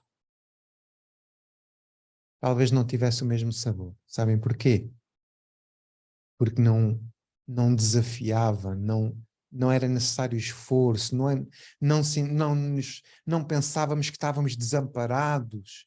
Mas, por outro lado, quando vem o amparo, quando vem o auxílio, né? Vale a pena cada detalhe e cada segundo. Então, quantas vezes a gente tem temor sobre a vida, sobre o nosso futuro, se vamos conseguir pagar contas, se vamos conseguir amar, se vamos conseguir ser amados, se vamos conseguir ser bons pais, bons filhos, termos as nossas responsabilidades.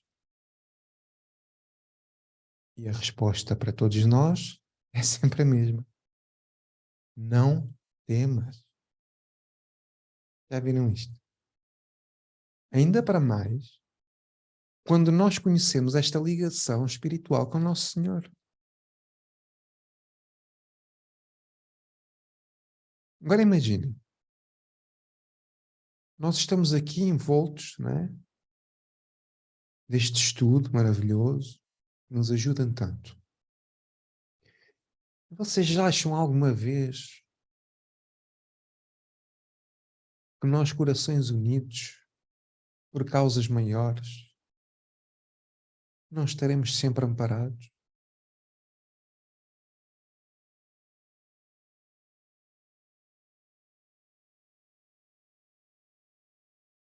Portanto, a gente não pode temer o futuro do NEP, não podemos temer o futuro do trabalho de manhã, do Evangelho com amor, da casa com o Evangelho, nem aquilo que a gente quer para a nossa vida.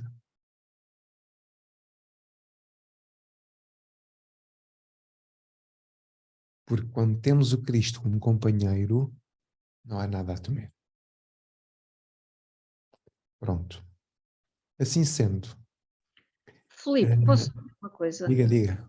Por acaso é engraçado, se nós olharmos para a palavra temor, medo, que provoca, agarrando no prefixo te e arrastando como um sufixo, fica morte.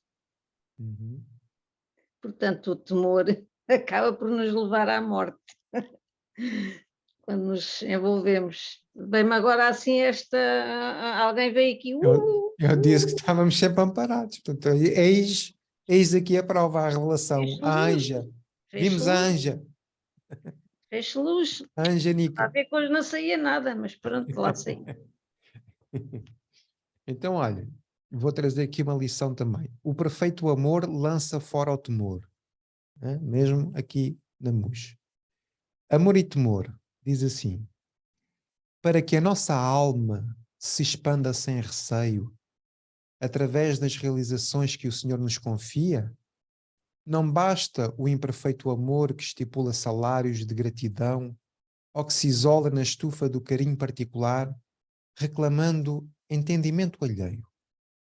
É necessário rendamos culto ao perfeito amor, que tudo ilumina e a todos se estende sem distinção. O imperfeito amor, procurando o gozo próprio no concurso dos outros, é quase sempre o egoísmo em disfarce brilhante, buscando a si mesmo nas almas afins para atormentá-las sob múltiplas formas de temor, quais sejam a exigência e o ciúme, a crueldade e o desespero, acabando ele próprio no inferno da amargura e da frustração.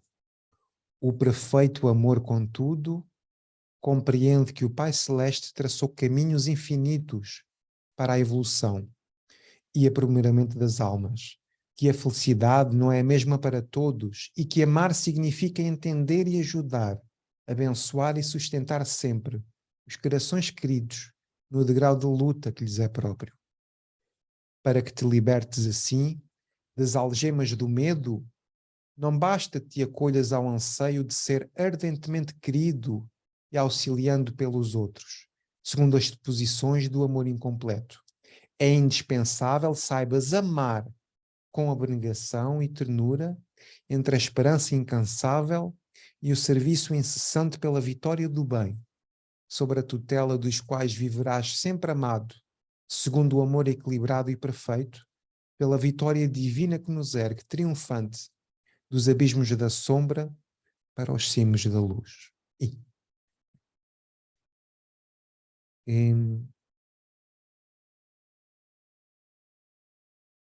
é aquela boa vontade, não é? Uma boa vontade que vem do nosso coração de querermos o bem ao outro, de querermos ver o outro feliz, de querermos, de darmos tudo de nós.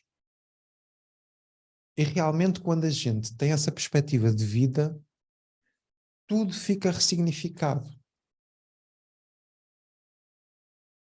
Porque a nossa consciência nos fortalece sempre quando nós pensamos desta forma. Porque ficamos revitalizados, que se estivermos dispostos a fazer tudo aquilo que estiver ao nosso alcance, é que não há nada a temer. Porquê? Porque eu sei na minha consciência que tudo faço para dar o meu melhor.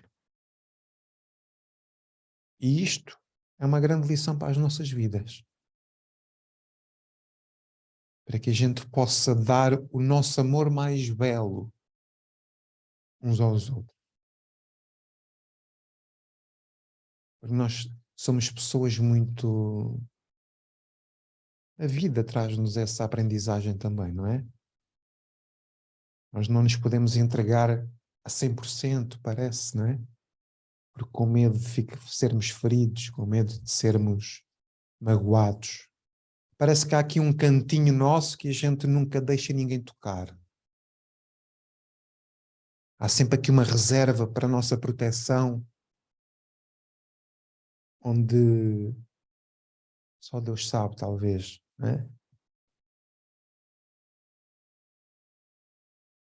Então imagine o que é nós conseguirmos colocar para fora e mostrar esse momento mais íntimo nosso. Imaginem as pessoas a conseguirem dizer uns aos outros sem medo aquilo que habita nelas, as melhores partes que habitam nelas, dando o melhor de si sem receio. Eu acho que isso é uma aprendizagem que a gente vai fazendo, mas eu acho que verdadeiramente isso é aquilo que os espíritos subliminares acabam por fazer.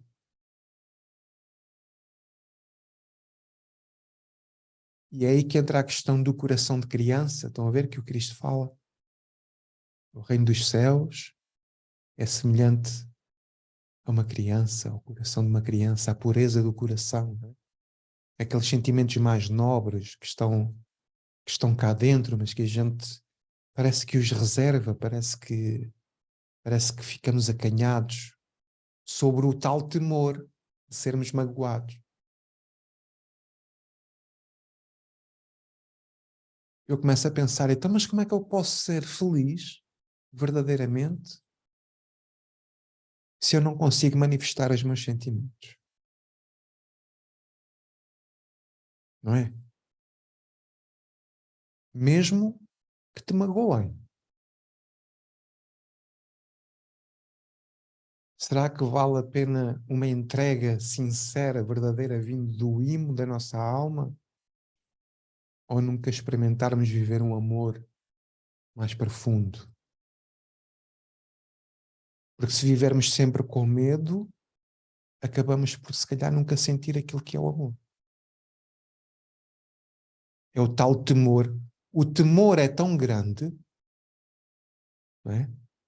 O medo de ser magoado é tão grande que não há espaço para haver uma oportunidade para que o grande amor possa vir.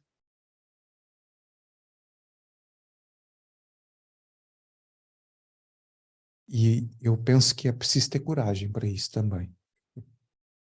É preciso ter coragem para amar. E eu gostava muito de passar por essa experiência. Sou uma pessoa muito reservada nesse sentido. Portanto, que Deus nos ajude, a mim também, a viver dessa forma mais livre, mas também muito, muito, muito, muito, muito mais intensa. Nica, faz favor. é para complementar, eu estava a dizer que o temor é a morte do amor, no fundo, não é? Pois. Mas qualquer impulso qualquer sentimento no bem também é um impulso espiritual, é uma coisa que nos sai do nosso âmago.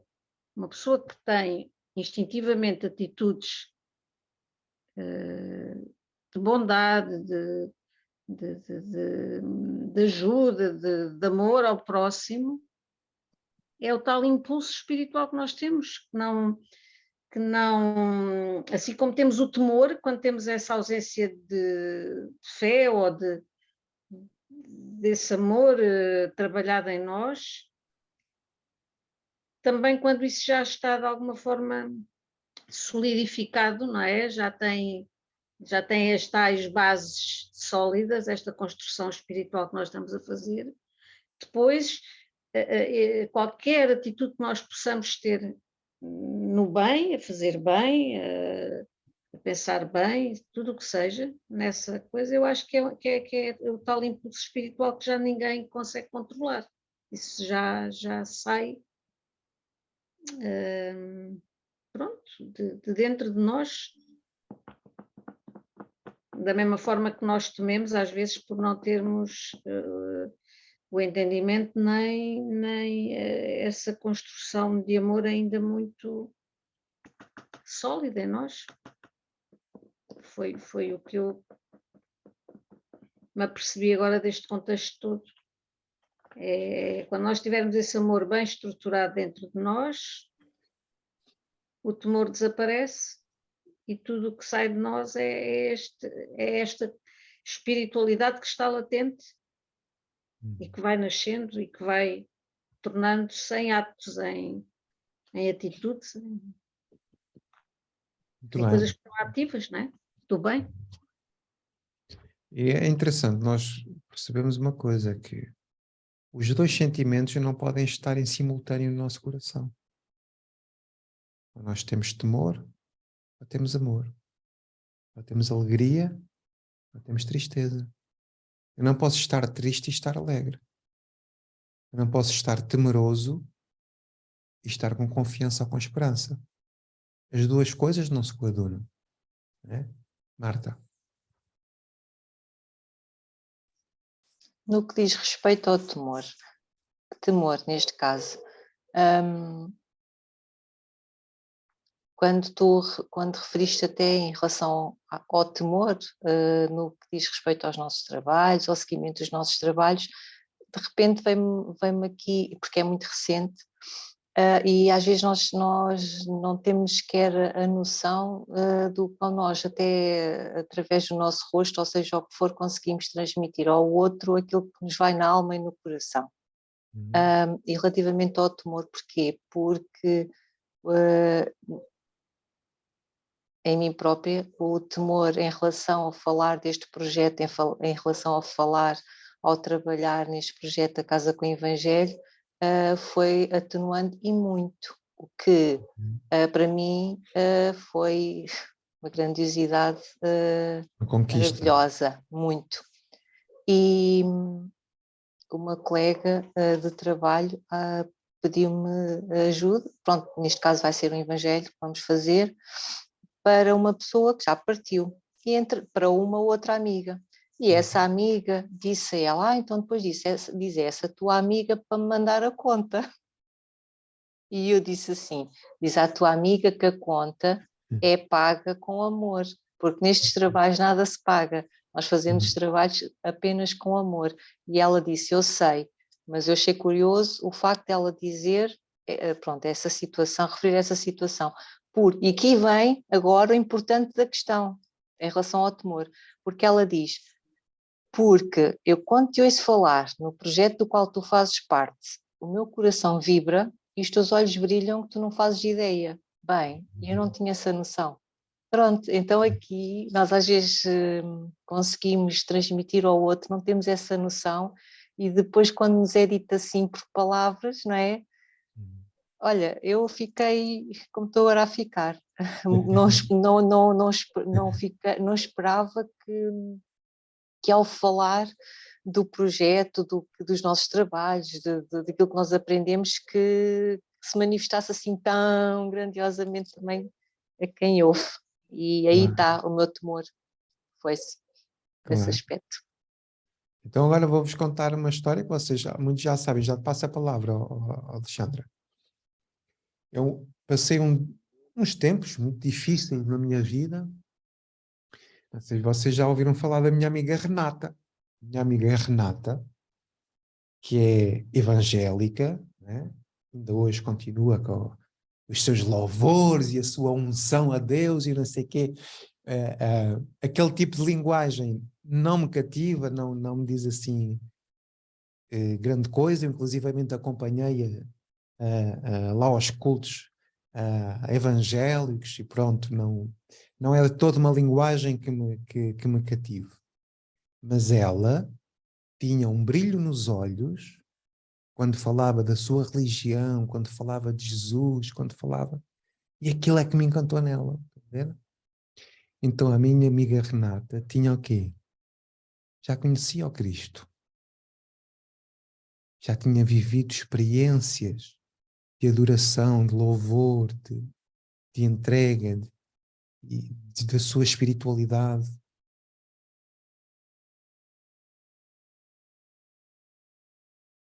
E eu, que era uma alma abatida, ainda hoje sou, né? Olhar aos olhos dela, para aquele brilho, porque ele chegou a um ponto e gostava tanto de ser feliz como ela. Lembro de ter pensado nisso. Estão a ver? Então é esse brilho nos olhos que a gente tem que falar às pessoas. E por isso, Marta, quando a gente sorri aos nossos olhos, sorri pela forma que faz, é por aquilo que a gente sente quando estamos aqui. E ao manifestarmos sobre aquilo que a gente aprende, aquilo que a gente faz, aquilo que a gente sente, é isso que é as cartas vivas do Evangelho. Sabes uma coisa? Há muitos Filipes por aí. Há muitas pessoas, há muitas famílias como essa dessa senhora. É? Nós temos temor dos nossos julgadores, das pessoas que nós achamos que do ponto de vista físico são alguma coisa.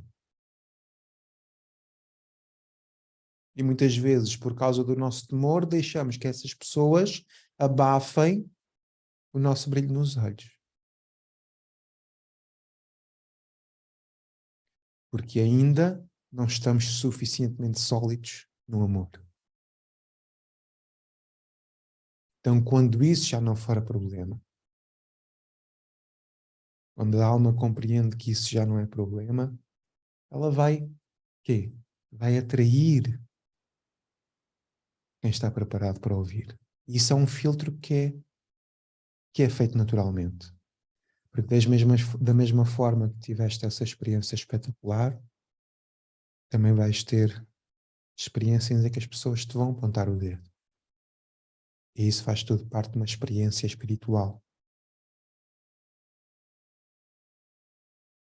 E só os resistentes conseguem vencer. Só aqueles que amam. Quando a gente ama o mestre, quando a gente ama uma causa, quando a gente ama verdadeiramente, é que isso já nem se coloca sequer. Porque já faz parte integrante de quem eu sou. Já se torna quase uma identidade. Neste momento, estar a negar a casa com o Evangelho é estar a negar a minha identidade. É espiritual. Alexandra. Olha, tenho aqui uma, tenho aqui uma coisa muito... A Alexandra é a aluna do dia, pá. Fantástico, Alexandra, pá. A senhora professora Alexandra, espetáculo. Tenho aqui uma coisa muito engraçada que eu tenho de ler. Então vá. A gente... Porque é assim, perguntaram a um grupo de crianças o que é que o amor significa. E temos aqui uma menina chamada Rebeca, com 8 anos, que diz assim: amor é quando a minha avó, com artrite, que não conseguia pintar as unhas dos pés, então o meu avô pinta-lhe as unhas, mesmo quando as mãos dele também têm artrite. Isto é bonito. Espetáculo. Mas depois há mais, diz assim. Diz, continua. Outro menino diz assim: amor é quando nos fazem sorrir, mesmo quando estamos cansados e tristes. Não é? É Exato. bonito. O futuro está bem entregue. Pois está, pois está. Porque estas crianças têm aqui coisas maravilhosas. E depois diz assim outra: quando a minha mãe faz café para o meu pai e ela toma um gole antes de lhe dar, para ter a certeza de que o gosto está bom. É bonito, não é? É. Lê todos, lê todos. E depois diz outras assim: amor é quando queremos aprender a amar melhor e percebemos que devemos começar com o amigo que detestamos. Esta também é forte. Pois é. Perdoar aos inimigos. É difícil. São só mais 3. Ah. Quando... Oh. Amor é quando dizemos que gostamos da sua camisa, então a pessoa que amamos usa todos os dias. Muito bom.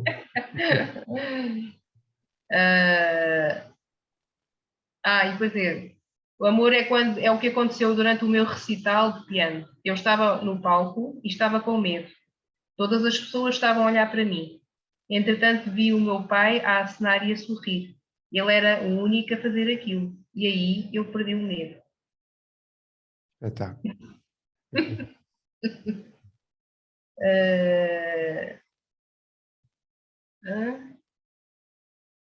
Espera, é só a última agora. Amor é quando o vizinho idoso estava a chorar por ter perdido a sua amada. O menino foi até ao quintal do velhote, subiu no seu colo e ficou sentado ali. Quando a mãe perguntou ao menino o que disse o vizinho, o menino disse: nada, só o ajudei a chorar. Oh. Pronto. É para acabarmos em bem. Muito bem. É bonito, Obrigado, não é? Alexandre. Muito lindo. Obrigada. Nica. Também é só para partilhar que eu tenho um neto que já é o futuro do espiritismo, que é o Zé e o João de alguma forma, e que já chegou várias vezes a casa e diz à Filipa: mãe, tens que pedir o evangelho pelo não sei quantos, porque ele está a precisar muito de amor. E isto é a prova viva de que o nosso exemplo resulta. E a Filipa não, até aqui nunca tinha, digamos, feito nada a não ser o ele estar a presenciar esta ligação que ela tem com a casa, com o Evangelho, porque em relação ao centro físico é mais complicado, porque ela agora já tem tentado também ir às sextas-feiras. E agora é que ele começou lá a caminhada no DIS, mas antes disso já ele tinha estas atitudes de preocupação em relação aos outros, porque já percebeu que de facto há uma forma de ajuda que não passa só por nós, mas também através de nós. E pronto, é o futuro, de facto. Vai-se construindo e é uma grande esperança. Muito bem, obrigado, Nica. Então, olha, estamos quase a terminar o nosso estudo. Não há nada a temer, né? Conclusão.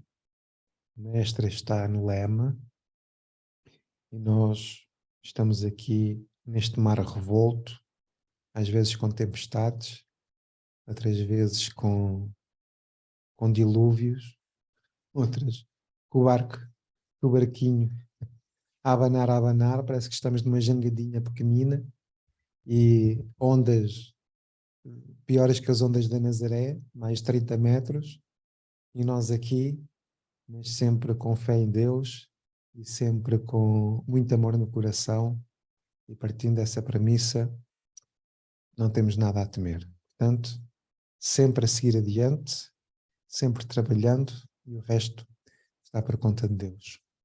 Quem é que quer fazer a prece de encerramento, se faz favor? Posso fazer uma cantada? Vamos lá. Podes. Podes, claro que sim. Vocês estavam falando de amor, Claro. é uma bem curtinha. Percebeste a dica, percebeste a dica. Hein? Estou a dizer, percebeste a dica? Tipo, É. Mas é assim. Creias quando cantas, a luz se faz em quem te ouve, ouve, ouve. Saibas quando falas no bem, muitos se iluminam. Olha, és força, podes transformar a dor em luz, em paz, em amor. Canta com amor, fala do amor, que o mundo precisa do amor de Deus, que o mundo precisa de amor. Canta com amor, fala do amor, que o mundo precisa do amor de Deus, que o mundo precisa de amor.